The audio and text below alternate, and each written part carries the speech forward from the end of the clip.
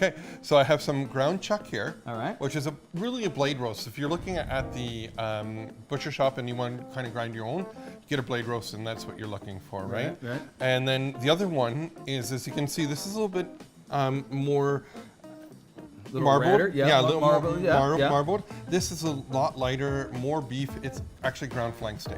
Okay. So you get the lean and the fat going on, so you get lots of the nice flavor, and then again, just kind of brings it all together, having both together. Chuck and flank steak. Right.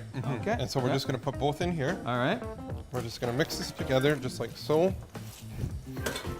Now, when we're done making our patties, we're going to put them back in the refrigerator, and we're going to actually keep them in the refrigerator for about an hour, because you want your patties to be ice cold when you put them on the barbecue.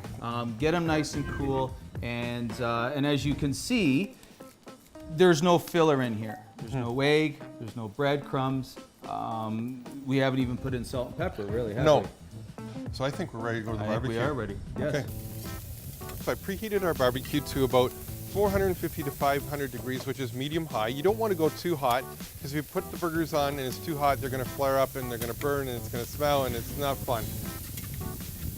Now we're just going to close our grill for just a minute and let them cook.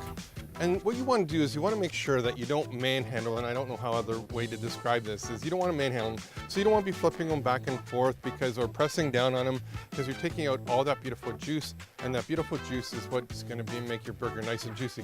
We're going to open it up and just start seeing they're cooking really nicely. We're just going to turn them to the side, and that's quarter turning them.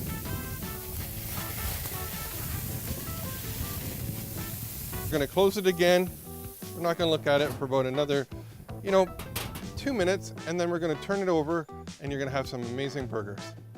Okay, so now our burgers have done, they're halfway cooked, and now we're going to turn them over. My fire's down, so it's not too hot. Yes, you are going to still get some flame. That's, normal, and because you do have the ground chuck or blade roast, it does have a little bit of more fat in it, so you're going to have a little bit of that, but it doesn't hurt it. And our burgers are finishing up now, and as I mentioned earlier, the way to make this burger even better is grab some 5-year-old cheddar.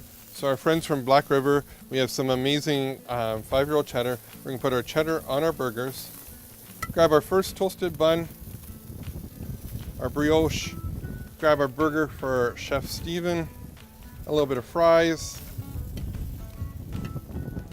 a little bit of fried onions. Your burger, sir. Oh, thank you very much. Thanks for joining me at the cottage today with some amazing burger and fries. Thank you. Eat and enjoy.